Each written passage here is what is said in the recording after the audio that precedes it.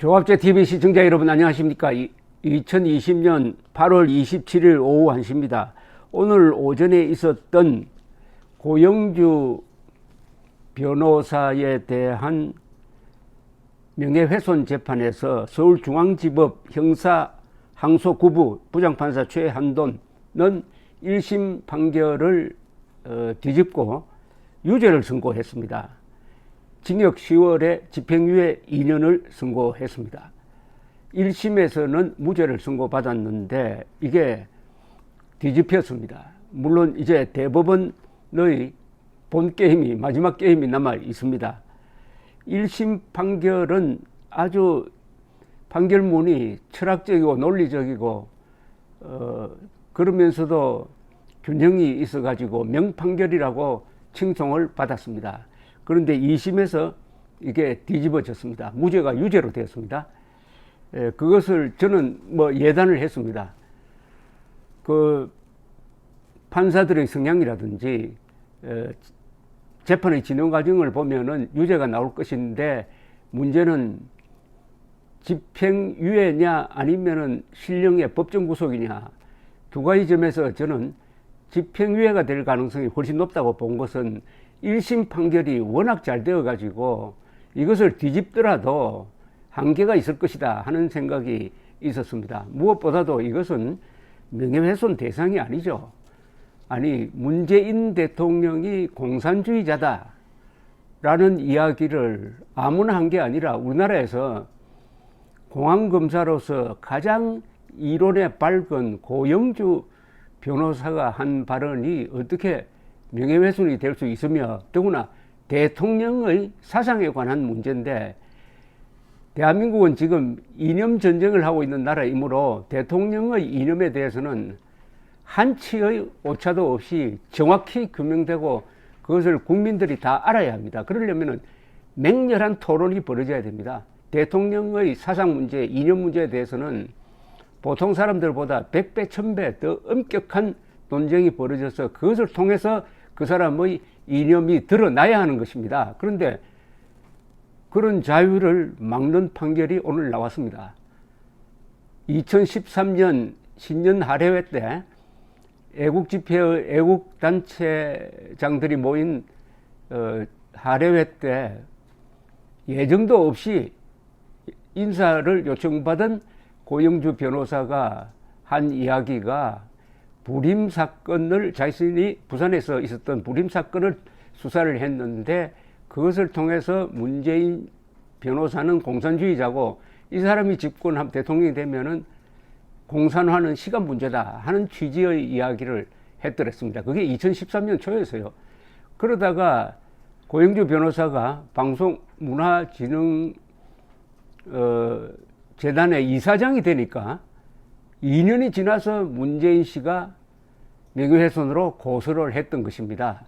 이런 저간의 사정을 보면은 이게 명예훼손의 의도가 없었다는 것은 확실합니다. 그런데도 2심에서 1심, 더구나 1심의 무죄 선고를 깨고 이런 판결이 나왔으니까 대법원에서 한번 좋은 판결을 기대해 봅니다. 그래서 우선 오늘 항소심이 뒤집은 1심 판결문을 설명하는 게 훨씬 더 낫다고 생각합니다. 이 1심 판결문은 서울중앙지법 형사 11단독 김경진 판사의 판결문인데 아주 명판결문입니다. 아주 균형이 있고 근거가 단단합니다. 이분은 첫째, 문재인 씨가 공산주의자다. 그리고 이 사람이 대통령이 되면 우리나라가 적화되는 것은 그야말로 시간 문제라고 확신을 했다 하는 이 부분이 이게 사실적시냐 아니냐를 가지고 따졌습니다. 사실적시라야 이게 명예훼손이 성립되고 단순한 의견 표명일 경우에는 명예훼손이 성립되지 않습니다. 그런데 1심 재판장은 이것은 사실적시라고 볼 수가 없다고 했습니다. 왜냐하면 당신은 문재인은 공산당에 가입했다 하면 그건 사실적시예요. 그러나 공산주의자다.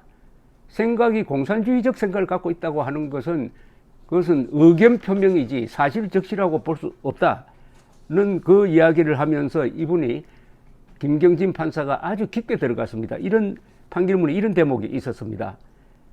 자유민주주의나 공산주의는 수많은 개념 요소들을 내재적으로 포섭한 포괄적인 개념이며 오늘날 우리 사회 다수의 국민들에 의하여 이론의 여지가 없이 받아들여질 수 있는 이례적인 단 하나의 뜻만 있는 자유민주주의 개념이나 공산주의 개념이 존재하는지, 나아가 그와 같은 개념 정의가 가능한지가 의문이고, 이는 그와 같은 정치적인 사상과 견해가 그것이 배태되고 성장하는 시대적 배경과 사회적 맥락에서 자유로울 수 없기 때문이기도 하다. 한국 전쟁 세대가 생각하는 공산주의와 전후 세대가 생각하는 공산주의가 같을 수 없듯이 피고인과 문재인의 상이한 경력과 활동 등을 고려하면은 서로 다른 입장에 서 있는 두 사람 사이에서도 공산주의라는 개념 요소에 관하여 일치된 의견을 보일 수 없어 보인다.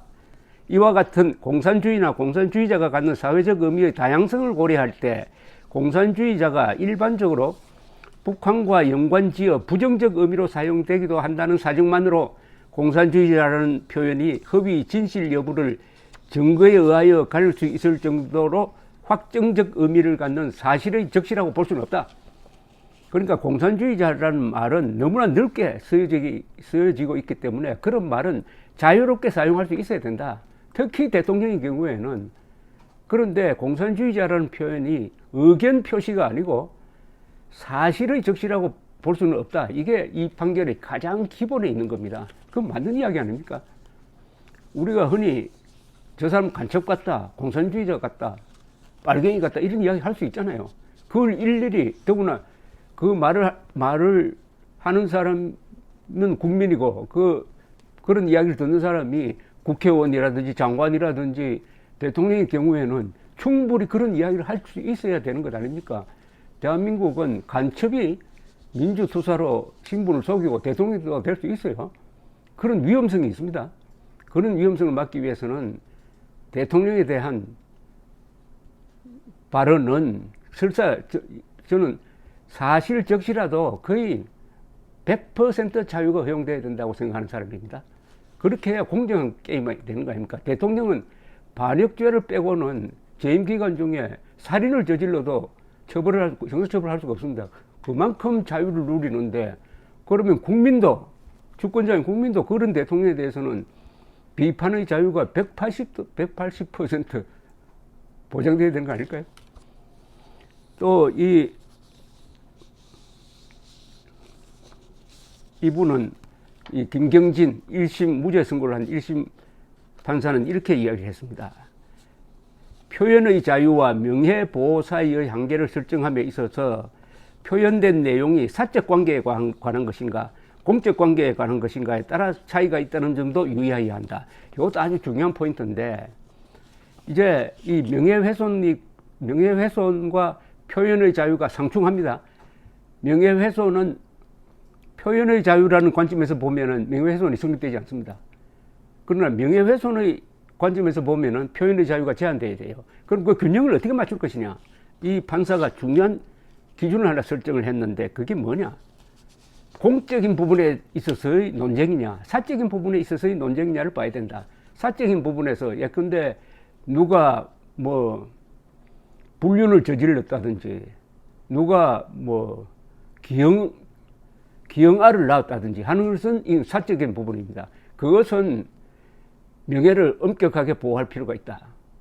그러나 공적인 부분, 대통령과 국회의원에 대한 사상 문제를 이야기할 때는 공적인 부분이므로 명예보호보다는 표현의 자유가 더 중요하다.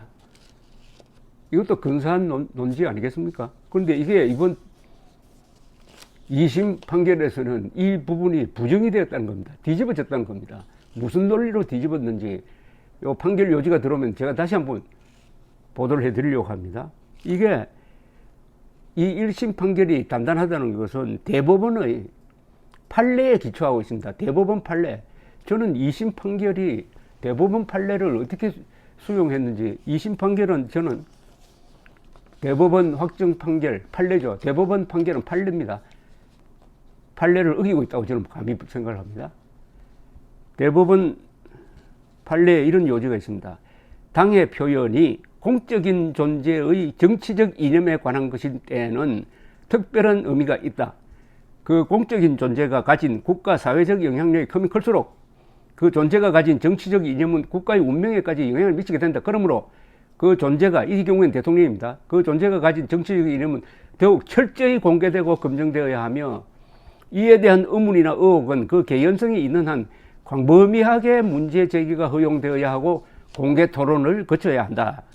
정확한 논증이나 공적인 판단이 내려지기 전이라 하여 그에 대한 의혹의 제기가 공적 존재의 명예보호라는 이름으로 봉쇄되어서는 안 되고 찬반 토론을 통한 경쟁 과정에서 도태되도록 하는 것이 민주적이다. 얼마나 좋은 판결입니까?